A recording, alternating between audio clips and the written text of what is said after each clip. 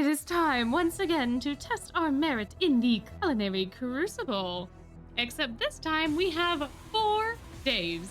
4. So this guide is going to be quick and dirty, and we are going to get into the nitty-gritty. If you don't know how to play these events, and these are your first events, I am so sorry. This is the worst possible timing for these things. And if you have no idea what you're doing, please check out my Culinary Crucible overview guide and then come back here, or vice versa, whatever you want to do. But that video will have a lot of information about how to play the event, what is the best strategy. I'm going to share some of those tips at the end of the video as well. But if you really want to understand what is going on, watch that video, then come back here for the very quick overview for this specific event. All of our recipes, they're all here, every single one of them. Jalapeno pizza, spice, flour, cheese, pizza sauce, jerk chicken, spice, meat, spaghetti al olio, spice, garlic pasta, penne arrabbiata, spice, garlic tomato pasta, biryani, spice, rice, meat, onion, chili prawn, spice, garlic prawn, ginger, curry, spice, carrot, rice, meat, onion, mapo tofu, spice, garlic, meat, tofu, ginger, and last, tacos with spice, tomato, meat, lettuce, tortilla. Got all that? Great. All right, so now we know what we're cooking, how are we gonna cook it, all right? Here's everybody. Here's our lovely ingredient spread. The last two, of course, require an unlock. However, they will not require as many tokens as in past Culinary Crucibles because, again, we have 4 days. Scravia, obviously, that's the one that we want, right? And obviously, we're not going to do anything that has the end ingredients in it because why would we do that off the bat? We can't cook those. So we're left with 3 recipes: jerk chicken, spaghetti al olio, and penne arrabbiata. 2 of these recipes share the same ingredients, which is lovely, of garlic and pasta.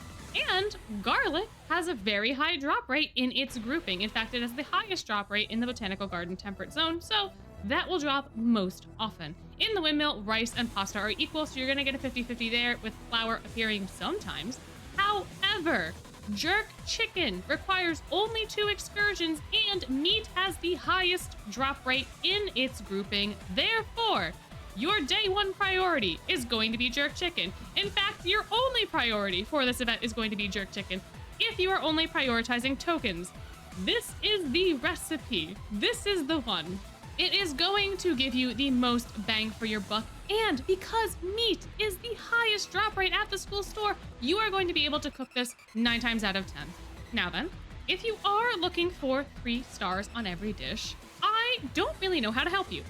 Because if you are going for jerk chicken specifically for your token grinding and you're ignoring the other pasta dishes, you're going to be getting the tofu and the prawn, and of course a lot of meat, which does overlap with a bunch of other dishes.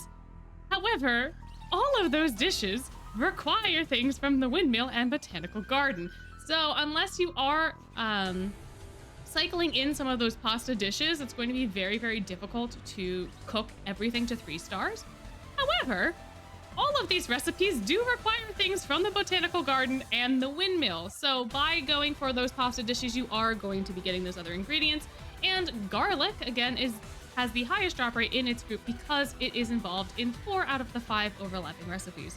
The botanical garden subtropical is also going to get you ingredients for 4 out of the 5 recipes, with tacos being the only unique one in the chicken coop. However, if you are grinding for tacos, probably towards the very end of the event, I would, day 3, day 4, I would go for tacos. You're also going to get the ingredients for jalapeno pizza, and all of those are equal in that excursion group, so you're just gonna end up getting whatever RNG decides to give you in that case. It's gonna be kind of a little bit of a toss-up, but, is what it is. Unlocking priorities are going to be jerk chicken specifically, sprinkling in some of those pasta dishes, again, if you are going for 3 stars on everything. That is it. These are the core recipes. Use your extra ingredients for literally everything else because everything else has a lot of overlap. Those 3 are going to be your main core, and they're going to get you a lot of ingredients for the remaining recipes. Your botanical garden subtropical zone is going to be the higher priority once you are going for those 3 stars because it will unlock 4 out of the 5, giving you ingredients for the 5th, which you would then be able to get the jalapeno pizza for. So that is the dirty, nitty gritty. Hopefully all of that made sense. I feel a little rushed. This event's a little rushed. It's how it goes. All right, the boys. Let's get into them. Here's Kaleem. He's so happy. You may have already used your key. You may not have. I I don't know. I don't know if the key is going to reset for this event. It's the night before, and I can't read, so the notice means nothing to me. Trey also exists. I need to go through Kaleem. Kaleem, he is going to be a Water Flora SR card that is going to be a defense type as well. So you're going to have that higher HP stat versus the attack stat. At level 5, his spells are still just damage focused, and of course his buddies are with Trey and Reggie. So if this card appeals to you, that's great. If it doesn't, maybe you want to pick up Trey. Maybe you want him to hang out with you. Maybe that's a vibe. If you're going for Trey, he is the attack type card in this event. He has Zero Ray and Water Shot 2. Both are attack focused spells. He has a higher attack stat than Kaleem, of course. And his buddies are going to be Kaleem and Vil, respectively. Now, let's just say that you're completely undecided against all 4 of the boys that are in this event. If you want to go for Silver, Silver is the attack type card from the last rerun that is running simultaneously with this rerun. And he is a fire water guy, with his buddies being Riddle, of course, and Jamil. He's got a pretty decent HP and attack stat, so maybe that appeals to you, or maybe you need a defense card, but you just don't like Kaleem.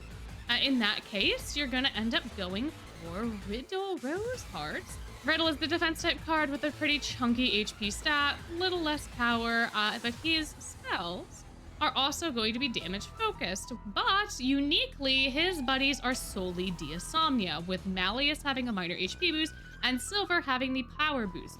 If you have a Deosomnia based team and you already have Silver, or you don't want Silver for some reason, Riddle might actually be the better pickup because he's gonna slot into those teams for arcane combats and all those other things a little bit better. If that doesn't matter to you, then you can pick your favorite boy, or you can pick whichever one has the better spells, buddies, and stats for your team, for your desires, if you ever think you're going to use them, if you're even getting them. Who's to say?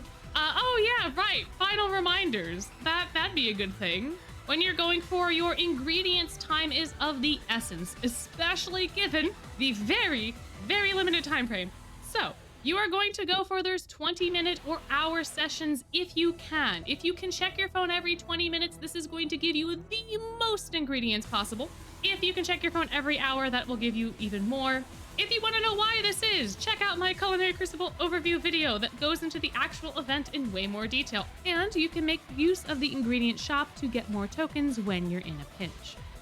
Charcoaling, or failing a bunch of dishes, will help you at the very end of the event to get rid of all of your ingredients, because those ingredients will not transfer over. So try to get every last bit of token that you can.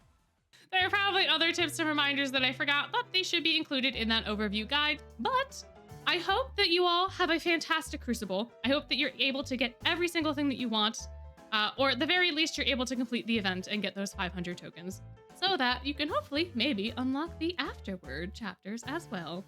Like and subscribe for more content like this, and as always, you guys are amazing, and I hope you have a wonderful day.